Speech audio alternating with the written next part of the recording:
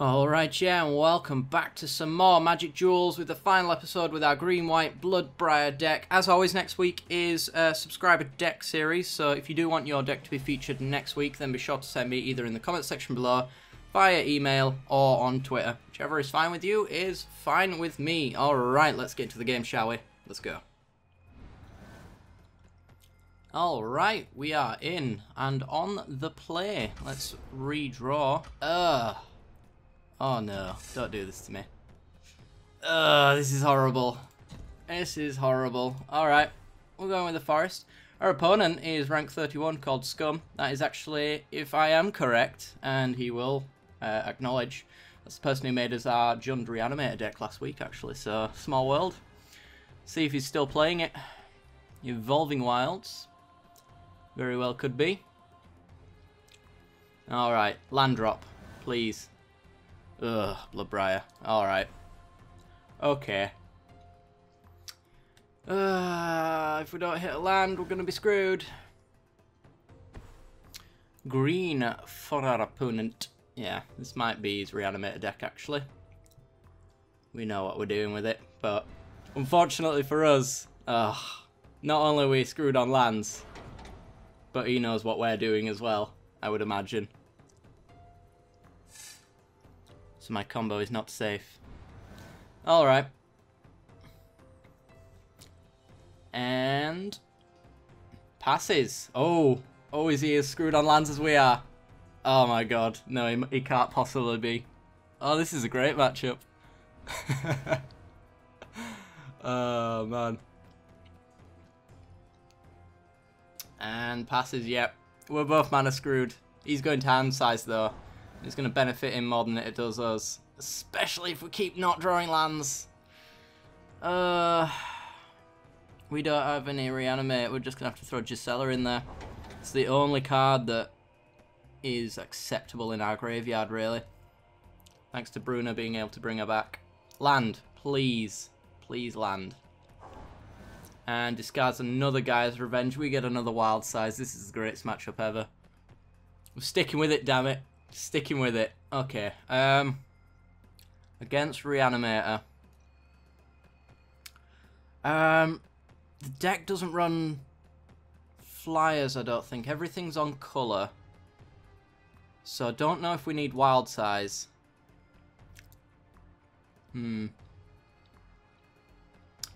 Yeah, I think wild size is the one to go here. And no land for him either. This is the greatest matchup ever. The only reason I'm continuing with this game, honestly, is because the first time I played against him, I ended up scooping because I think I'd just been absolutely destroyed. We got a land though, which means we're going to go Bishop, and then we've got Bloodbriar. And more Bishops as well. Yeah, Lightning Axe is fairly obvious to see here, but at least we're getting stuff done. Drops a Necromax, summons. I'm just hoping, because he's so far behind on lands, that we're still going to be able to get ahead of him, because he doesn't really do anything until he's on 5 lands with his Necromatic summons. Once he's on 5 mana, though, he's sorted. And Evolutionary Leap. Okay. Go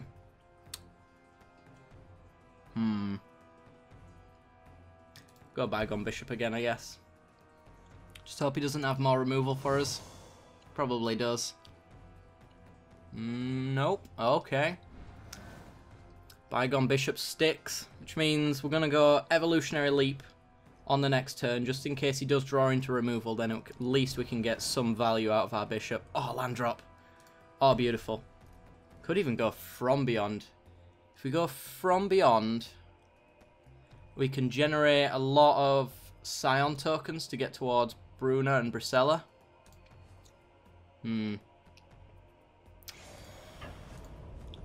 That could be an option.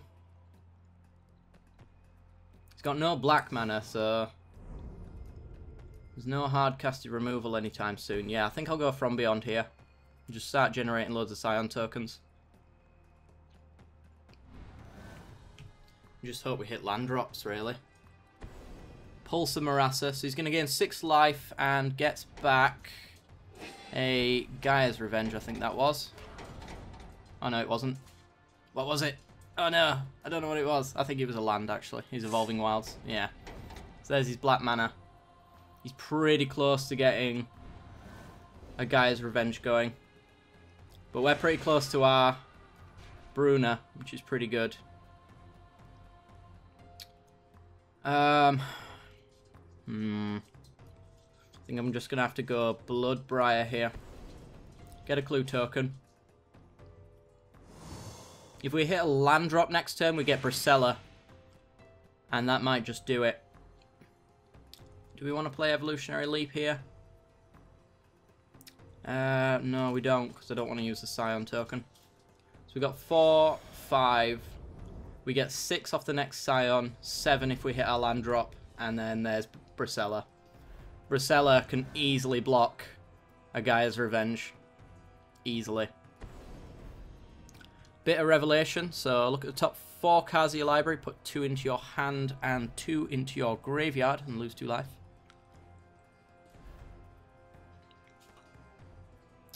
Okay. Question is, what goes into his graveyard?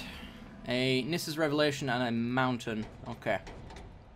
What? How many lands is he on? 1, 2, 3, 4, 5. Alright, so he's ready to reanimate some of his creatures. Land. Land. Oh! Oh, this might be it. This might be the game. Bracella. Sacking 2 Scions to get 2 counters. We're going in. Yep. Boosh. Right. Get you in for 6. He goes with a Fog. Alright. No combat damage here then. That's fair enough. And we meld our Bracella together. Sweet. Yeah, I'm not sure what he can do at this point.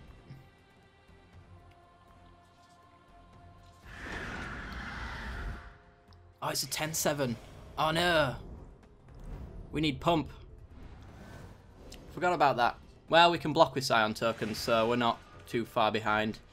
Unfortunately, Angelic Purge can't target this because it has protection from non-green sources, essentially. Right, well, we're getting in with our flyers anyway. We can happily block with our Scion token, sack it to Evolutionary Leap, and get a load of card advantage that way.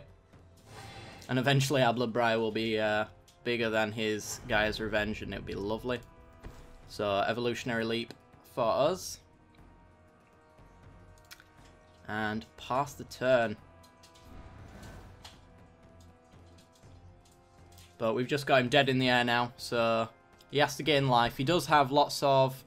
Ooh, Noxious Gear Hulk. Good job, sir. Good job. Well, we're going to sack it. That gets him out from underneath our clock there. Didn't think about that one.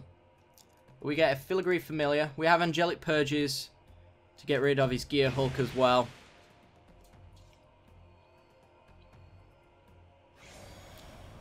Which is all good. He's not attacking in. Okay. We get more lands. Okay. Okay. We're just pretty much waiting on a Lunarch Mantle now. So maybe we'll sack the clue. Trying to find one. Let's make sure our colourless mana gets tapped there. It's no good to us otherwise. Blossoming Defense.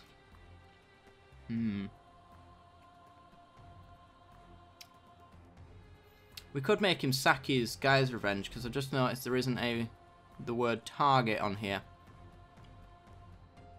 You choose among the permanents, not you target the permanents, so we could make sure that he keeps his Gear Hulk and stuff like that and sacks the rest anyway. But we've got Angelic Purges to get rid of his Gear Hulk. Filigree Familiar is a decent target for it.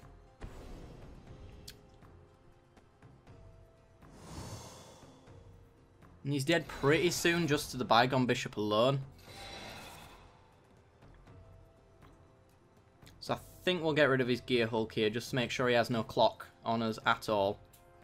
So Angelic Purge, probably dumping the Drownyard Temple so we can get it back. And we still get to, if I do this right, we still get to hold up a forest as Blossoming Defense. So exile that. We will dump Drownyard Temple. That's 3 counters on our Bloodbriar.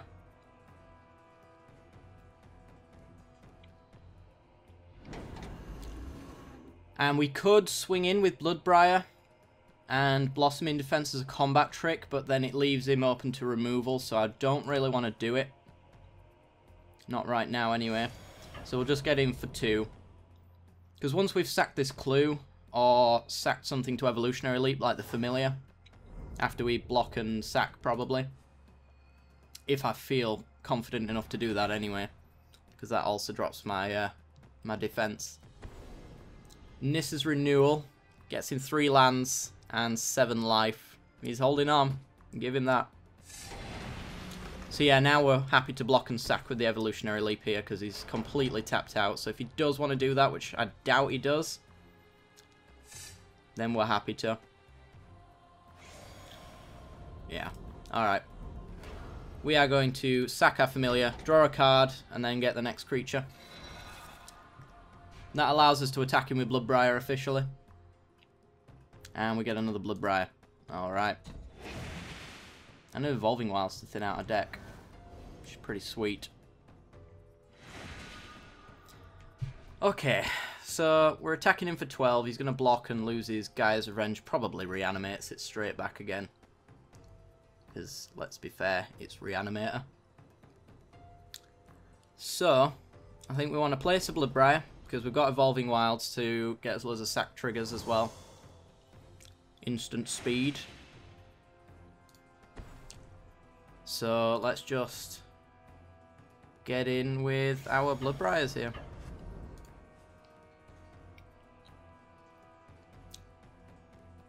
Is he going to block? He is not. Okay. It's fair enough.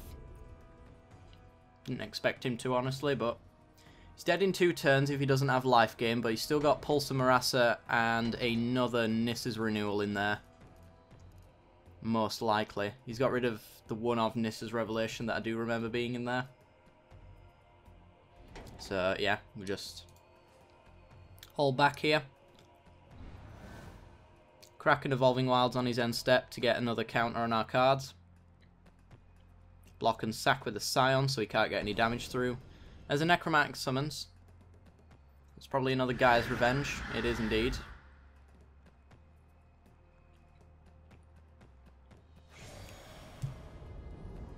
Okay, and he's going to pass. Right, we are going to crack this Evolving Wilds. Get a counter on our Bloodbriars. And grab a green source. We seem to be quite low on them. And then I'm going to sack a clue as well. We're still looking for that Lunarch Mantle. That should win us the game right out of the... straight away, short of a fog. Always got to keep that in mind, though. We don't really need to put any more counters on our Bloodbriar. We can get rid of one of his Gaia's Revenge by the looks of it. But it hurts us more than it hurts him. Okay. Well, Evolving Wilds. We can get back the Drownyard Temple as well. That's an option. Okay. Yeah, I think we cracked the Evolving Wilds. Might as well do it now. No reason not to be honest. Grab another forest. And probably another From Beyond. Because then we're getting 2 Scions every turn, which is 2 blockers for his Gaia's Revenges, and then it's just a matter of time, really. Yeah, let's do that. And we can still crack a clue and hold up Blossoming Defense for our Bloodbriar. She's nicely holding back his creatures.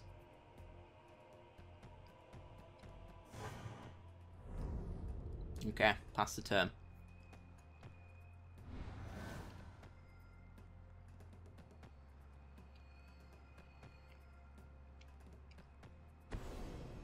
Languish. Okay. That kills our Bygone Bishop if I don't Blossoming Defense.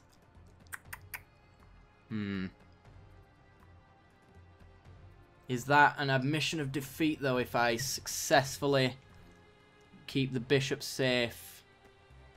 I don't feel like it is, to be honest. I think we're just going to have to sack away some of this stuff and thin out our deck a bit. And we'll go again, I think, on... yeah, the other side on. Whatever. Don't think it makes a difference.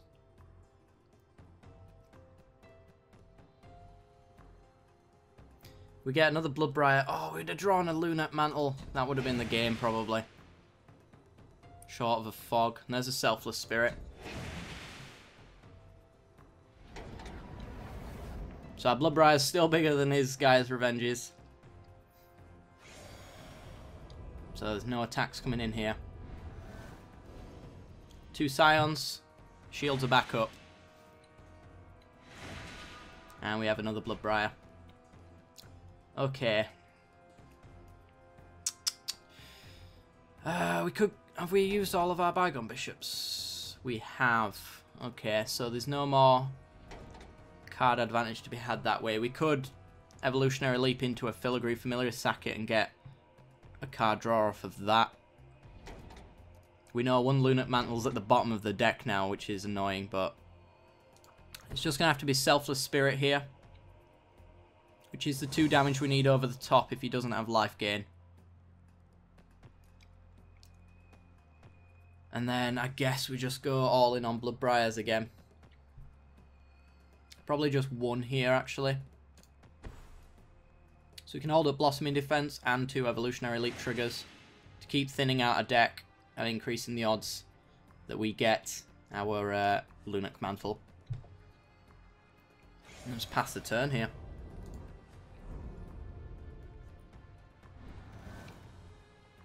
So he has to have life gain next turn or removal for our Selfless Spirit.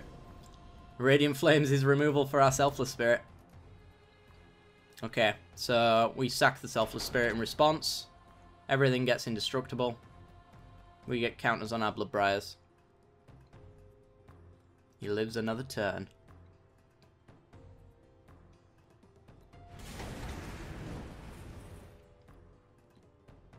As soon as Bloodbriar gets to 21 power, though, he's getting back in the red zone. Okay. Let's just sack a clue here, I guess. Yeah. Need that Lunate Mantle. That's the quickest way to get to it.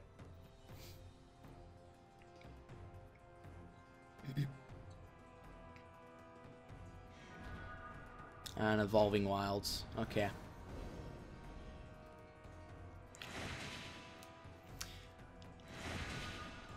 Ooh, Westvale Abbey. We could do Westvale Abbey right now, couldn't we? Play Westvale Abbey. 1, 2, 3, 4, 5, probably.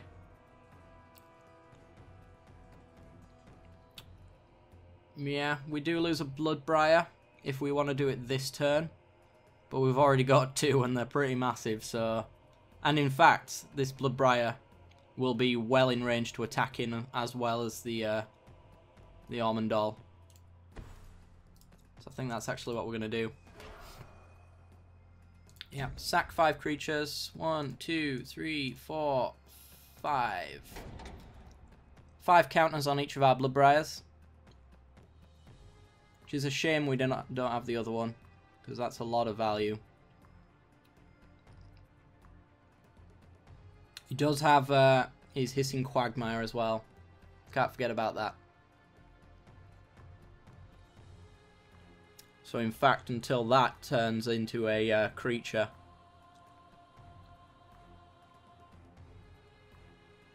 There's nothing much we can do. And it's not likely to, let's be fair. Okay. So, fog or enough life gain. And that's the game. There's his fog. Alright. We know he runs 2, so that's the last one.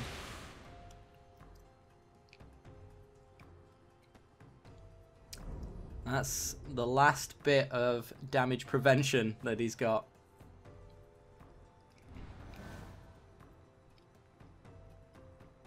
I don't think there's a way... Oh, there is Green Warden to get it back. Cathartic Reunion. Discard 3, draw 2. Oh no, discard 2, draw 3, sorry.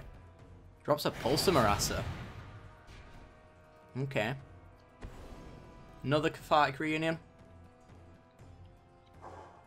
Looking for answers. Is he going to find them? Smouldering Marsh.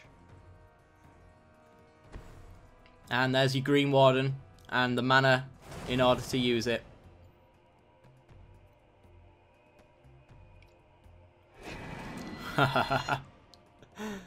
He lives another turn. Okay. Ah, we should have paused there. Got back my Drownyard Temple. I don't think it'll matter in particular, but we can't let Green Warden die, because if Green Warden dies, he gets back his other fog, and this just continues on even further. So that we've got to worry about. We're currently winning on the race towards decking our opponent, so that's a thing. It's genuinely an option at this point, because here comes the fog. Yeah.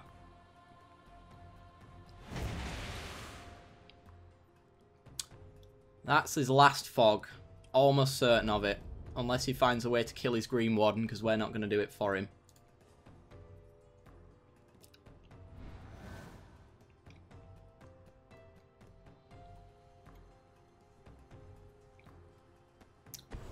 Cathartic Reunion. Searching for those answers. He had Ever After and a Plated Crusher. Yeah, that wasn't going to do it. Land drop. Is this going to be the final attack?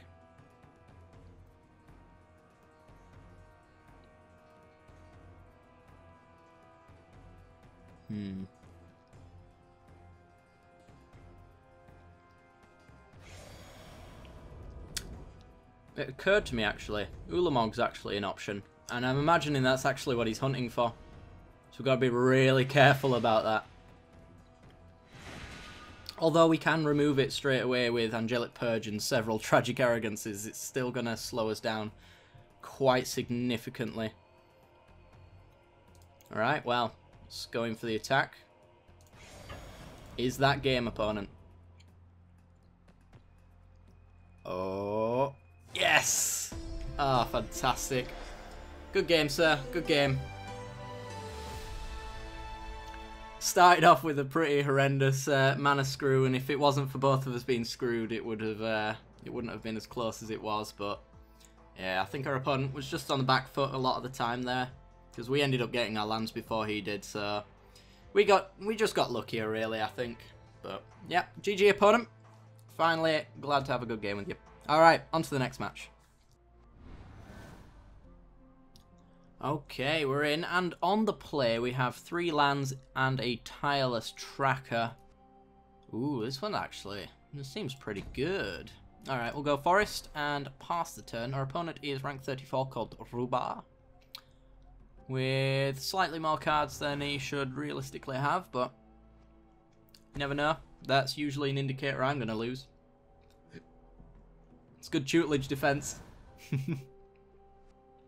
Blossoming Defense for us. We're just going to play this plane so that Canopy Vista and all future buddy lands of this sort are going to come into play untapped.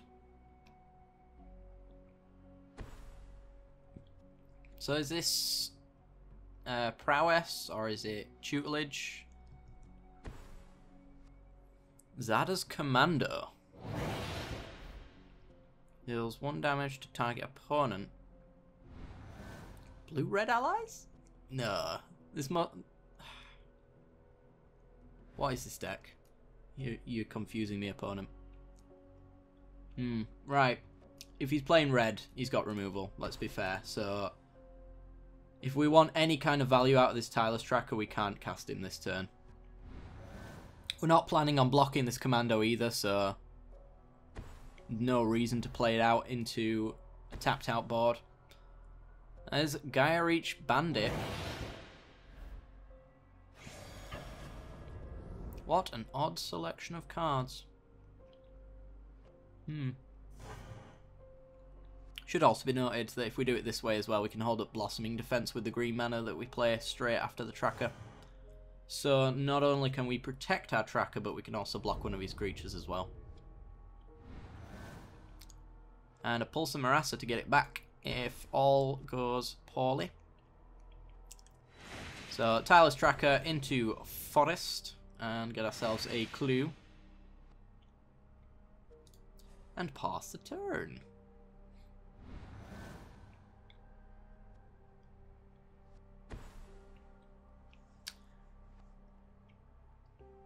This isn't an ally, is it? No, didn't think it was. Okay. So, the potential to get blown out here is quite bad, because what we could do is block and Blossom in defense, but in response he could burn it away. And alternatively what we could do is just literally From Beyond and just get enough Scion tokens to block, I suppose. Then again, if we're doing that, we might as well just Tireless Tracker, because we can always get it back with Pulse of Marassa. Yeah, let's do it. Let's block. Blossom in defense. Yeah, there's your burn. Get it out of his hand anyway. Insidious Will. Ah, he's going to copy it or counter it. One or the other. Either one does us in.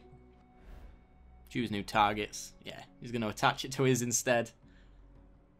Huh.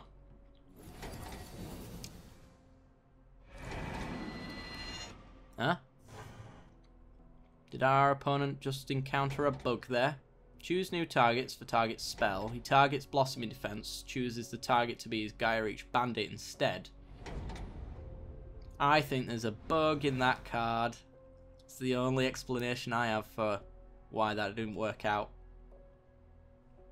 Yeah. We could just sell her here, maybe. It's a decent blocker for his Commando. And if he's as aggressive as he's been so far, the life gain off of it should counter that nicely. Then again, From Beyond is also pretty awesome. Yeah, I think we'll just From Beyond here. Let's get some Scions going. And get him for 3. Somehow I don't think he's doing 11 damage. Yeah, that sucks for our opponent. I'm pretty certain I knew exactly what he was doing there, and it just didn't work out for him. So this tracker shouldn't exist. I accept that. Then again, could have been a misclick. Ooh, Fevered Visions. Into Thermal Alchemist. Alright.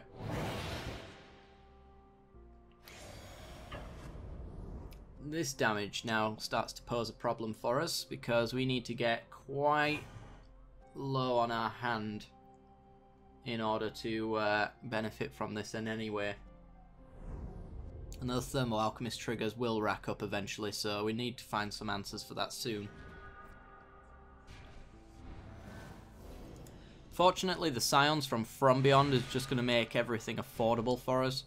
Eventually, anyway.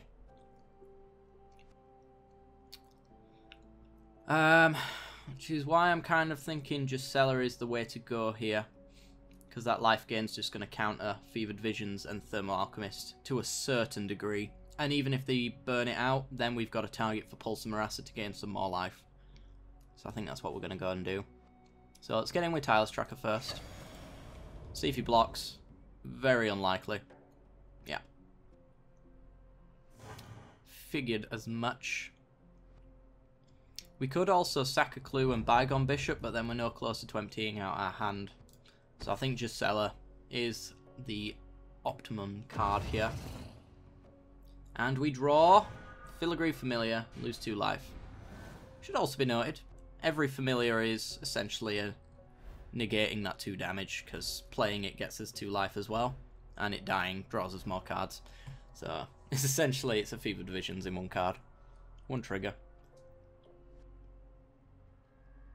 Counter trigger, you might say. Well, there's a Jace. Okay. And a Hanway Garrison. Alright. That's quite the board you've got there. And he draws an extra card from his visions.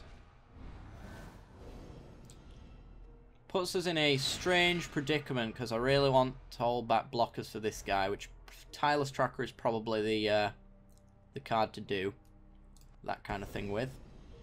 Let's get a clue token for our Tireless Tracker. We're getting in with Gisela, which is why I'm a bit upset about that, because if we hold back Gisela and he just has Burn, then we've benefited nothing from it. If he doesn't have Burn, then it holds back his Garrison.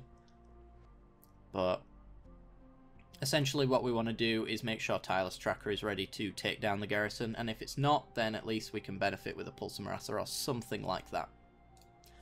So let's get in for 4 here. Let's get a load of life back.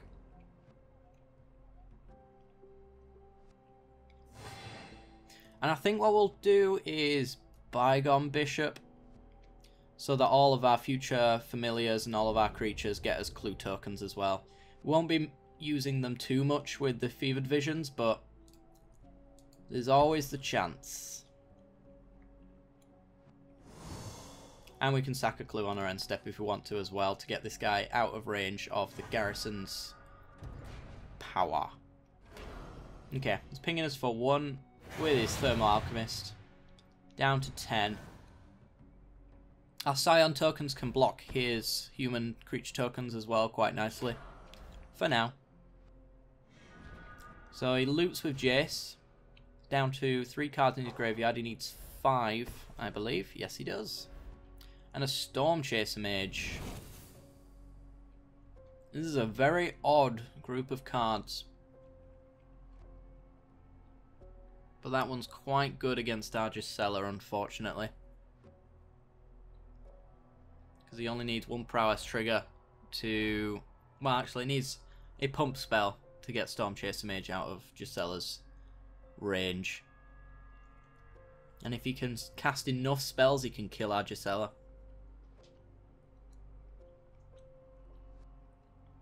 But 2 spells is what he needs to do it. 2 cards in hand. He's coming in. Alright. So, Scions on his human tokens, I think. And there's potential for a really bad blowout here. If we block like that, sack a clue. If he's got pump for his Garrison, our Tireless Tracker dies. We get rid of his tokens. We're only taking 1, 2 if he's got a pump, maybe more. And Bygone Bishop takes out his Commando. This isn't a good attack for him though, which is why it leads me to believe he's got a lot more going on than meets the eye. At least we get to keep our Gisela, and we've got Pulse to gain life back. So let's sack a clue to get our Tireless Tracker out of the range of the Garrison. Yeah. And there's a Twin Bolt.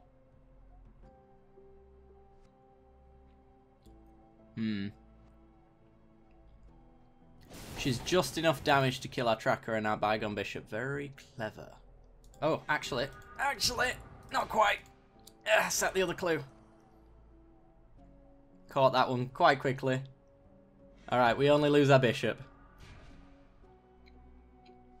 But he keeps his human tokens around. And we're down to 8. Still though, wild size, it's an extra 2 life as well. We might just be able to race him on Gisela alone here. As a evolutionary leap. Okay. So, I think what we want to do here, we want to save the wild sizes for when he's holding back his Storm Chaser Mage, I think, just so we can get easily through them. Filigree Familiar for now is a decent blocker. It's an extra bit of life. We're going to be attacking with Gisela as well, so we'll be going up to 14 by the end of this turn. 13 after the Thermo Alchemist. 11 from the Fevered Visions. And then he attacks in for 2, 3, 4, 5 minimum if he wants to. Which I don't think he does. So I'm going to go Filigree Familiar. We get to hold up Pulsar Marassa as well. So we can block and sack with the Scion. Gain 6 life. I think our life gain's just too much for him, honestly. And we'll get in with our Tireless Tracker as well. Almost present lethal. That's 9 damage there. Yeah, he's going to block and tap by the looks of it. Okay. So we go up to 13, he goes down to 6. He loses his Alchemist, which we're quite happy for because he could chain together spells, which would be enough for him to take us down. I don't think he can kill us in this board state, especially with a Pulse. And then we can potentially just finish him off with a Wild Size on the next turn. We're going to have to discard. We'll discard, I think, From Beyond. It's too slow here. Not likely to be used.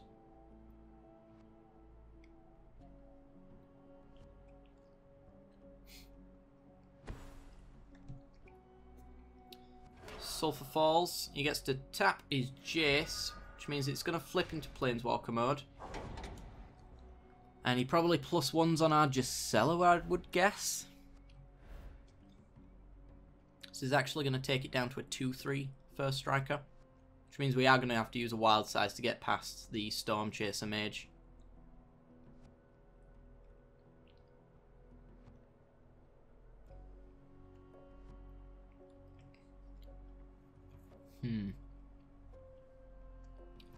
But we're gaining 6. We're going to get back Bygone Bishop, probably. Chandra. Ooh. That's a problem. Chandra can minus to kill our Gisela. This game might not be as slow as we had hoped. Right, I think our Wild Size here to keep it safe. Gonna do 4. We're gonna put it up to 5 toughness. Yeah. And we also cycle a card here as well. Gisela sticks around.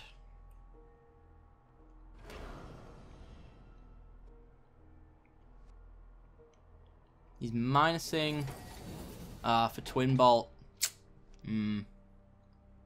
That sucks. Alright, we still have Pulse though to get it back. So 1 for Gisela, 1 for us.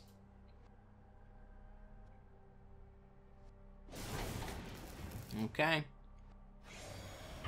And he comes in for the attack. Do we block with our Familiar here? No, I don't think so. No. No. More blockers on the field for us.